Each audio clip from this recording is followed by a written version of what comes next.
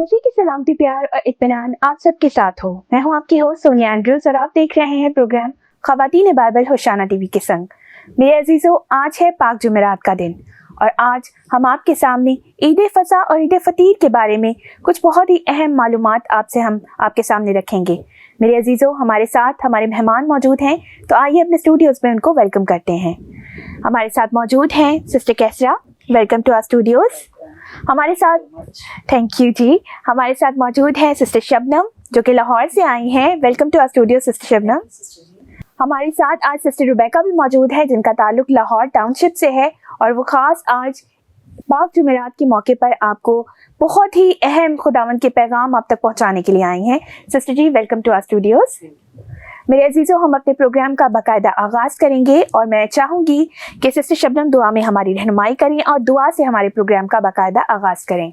Sister Shabnam, आइए हम सब दुआ मांगे। हम अपने सरों को खुदावंद की हजूरी में झुकाएंगे और खुदावंद का शुक्र अदा करेंगे, जिसने आज फिर हमें ये खूबसूरत मौका फराहम किया कि हम उसके नाम को जलाल देने के लिए इस जगह पर जमा हों।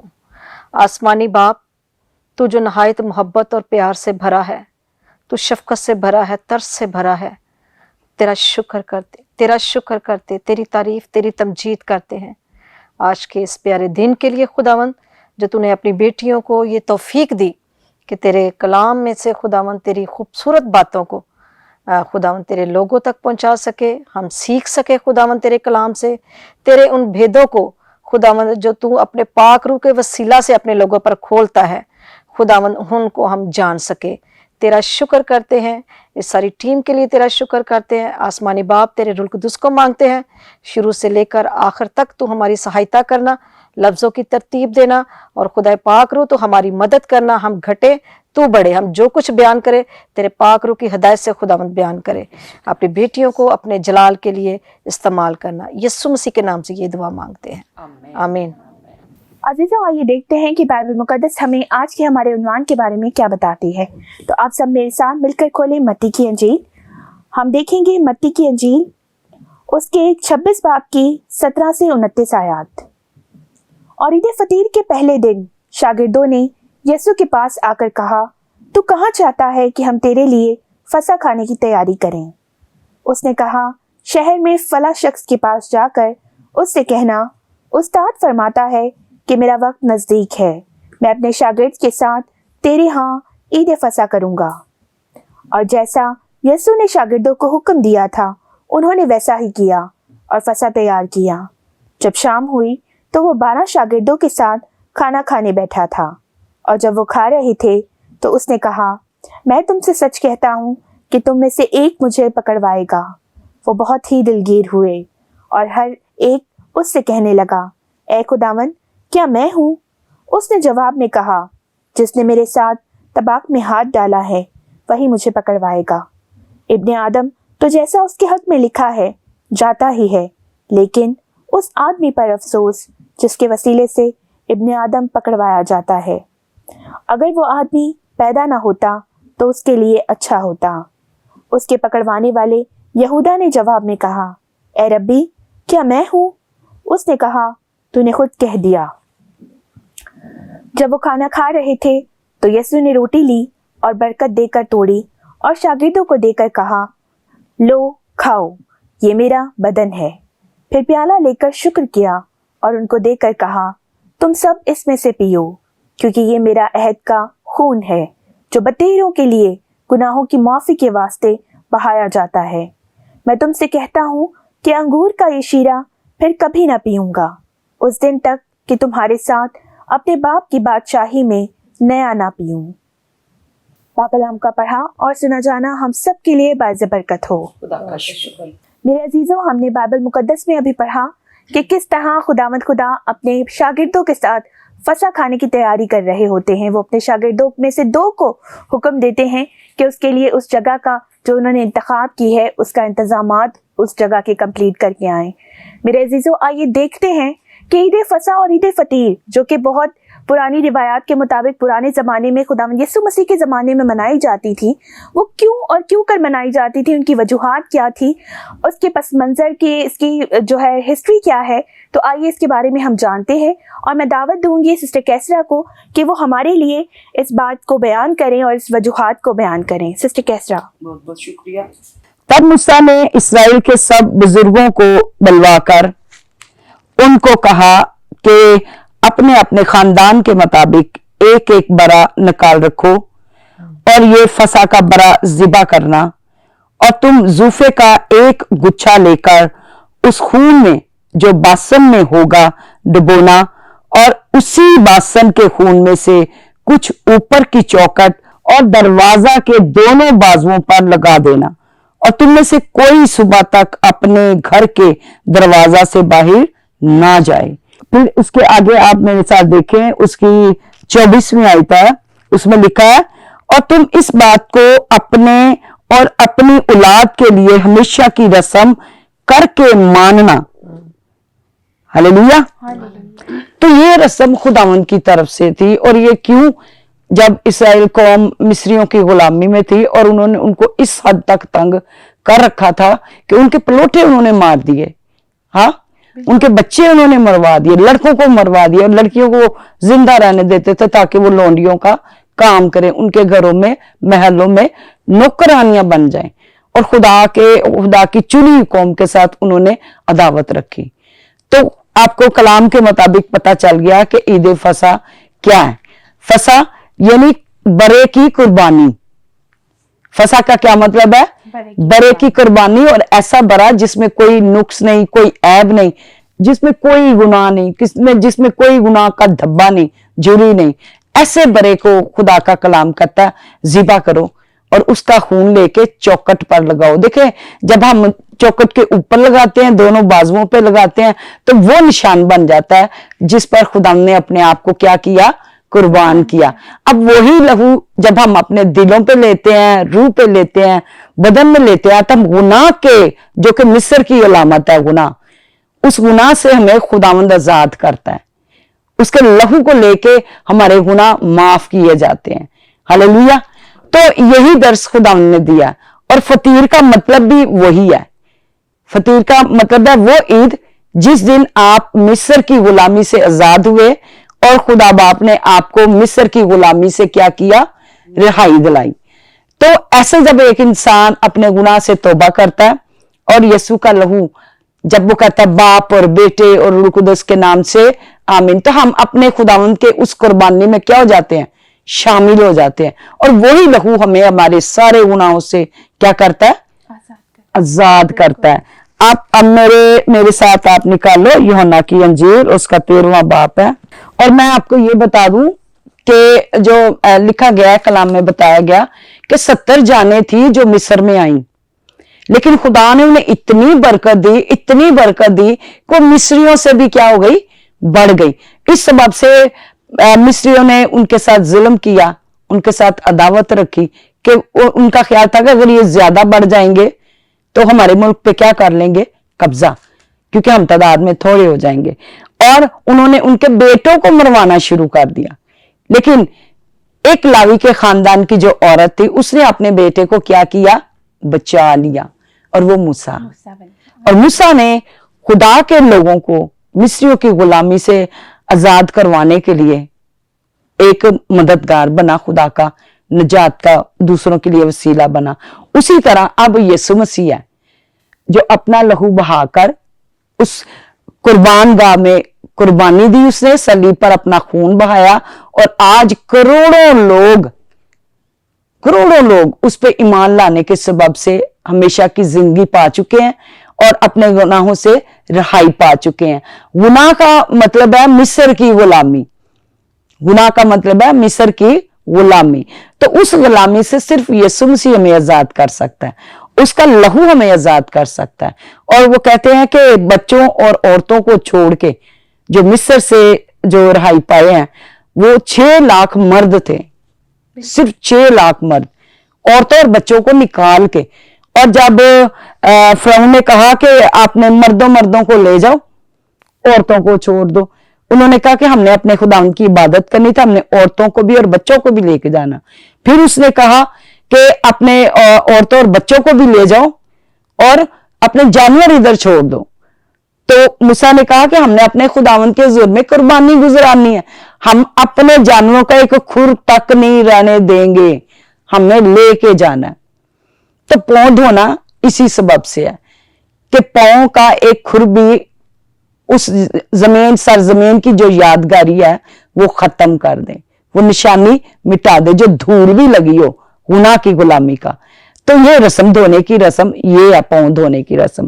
ہم یوحنا کی انجیل میں دیکھ رہے ہیں, اس میں لکھا ہے عید فصح سے پہلے جب یسوع نے جان لیا کہ میرا وہ وقت آ پہنچا کہ دنیا سے رخصت ہو کر باپ کے پاس جاؤں, تو اپنے ان لوگوں سے جو دنیا میں تھے جیسی محبت رکھتا تھا آخر تک محبت رکھتا رہا. ادھر ہمیں درس مل رہا ہے محبت کا, ادھر کیا درس مل رہا ہے محبت کا. اور پاؤں دھونے کی علامت یہی ہے کہ ہم اپنے بزرگوں سے اپنے چھوٹوں سے پیار کرتے ہیں. مسیح کی محبت ہمیں مجبور کرتی ہے کہ ہم ان کی چاہے چھوٹے ہی کیوں نہ ہو ان کی عزت کریں, بڑوں کی عزت کریں, ان سے پیار دکھائیں, ان کے پاؤں دھوئیں. یہ صرف رسم ہی نہیں ہے, یسوع کے پیار کو ظاہر کرتی ہے. جس طرح یسوع مسیح نے اپنے شاگردوں کے پاؤں دھوئے اور انہیں کہا کہ تم مجھے استاد بھی کہتے ہو اور میں ہوں بھی, مجھ استاد نے تمہارے پاؤں دھوئے ہیں تو تم پر بھی فرض ہے کہ ایک دوسرے کے پاؤں دھویا کرو. یہ بھی حکم ہے. لیکن ہم کیا کرتے ہیں, ہم صرف سال میں ایک دفعہ یہ رسم کو مناتے ہیں, جبکہ خداوند نے کہا کہ اپنے اولاد کے ذہن نشین کر دو کہ وہ مناتے رہیں عید کو, بھولے نہیں. ضروری نہیں کہ ہم ایک ہی دن عید منا کے تو بس ختم, رسم پوری کر کے ختم. ہم پر یہ واجب ہے کہ جس طرح خداوند یسوع مسیح نے پاؤں دھوئے ہیں, ہم بھی ایک دوسرے کے پاؤں دھویا کریں, ان سے محبت ظاہر کیا کریں اور خدا کی مرضی کو پورا کیا کریں کہ اس کے لہو نے ہمیں بچایا ہے. اور اس کا لہو جب ہم اپنے دل کی چوکٹ پر لگاتے ہیں تو خداوند ہمیں ہر ایک بلا سے, ہر ایک مصیبت سے نہ صرف ہمیں اور ہماری اولاد کو بچاتا ہے. بالکل بالکل سسٹر جی, بڑی خوبصورتی سے آپ نے اپنے عنوان کو پیش کیا اور ہم مزید اس عنوان کو آگے بڑھائیں گے. اور میرے عزیزوں, بائبل مقدس ہمیں بتاتی ہے کہ یہ کوئی عام موقع نہیں تھا, یہ وہ موقع تھا کہ جب خدا نے ایک نیا احکام جو ہے وہ بنی نوع انسان کو دیا تھا. تو ہم اس نئے احکام پر بھی بات کریں گے کہ یہ نئے عہد نامے کا نیا عہد کیا تھا. تو اس کے لیے میں دعوت دوں گی سسٹر شبنم کو کہ وہ ہمارے لیے اس عنوان کو پیش کریں. شکریہ سسٹر سونیا. بڑی خوبصورتی کے ساتھ بہن نے پرانے عہد نامے سے فصح کے بارے میں ذکر کیا, تو میں ان کی بات کو آگے بڑھاتے ہوئے نئے عہد میں اس بات کو ہم دیکھیں گے. آپ میرے ساتھ نکالیں متی رسول کی معرفت لکھی گئی انجیل, اس کا 26واں باب. یہاں پر یوں لکھا ہے, جب وہ کھانا کھا رہے تھے تو یسوع نے روٹی لی اور برکت دے کر توڑی اور شاگردوں کو دے کر کہا لو کھاؤ, یہ میرا بدن ہے.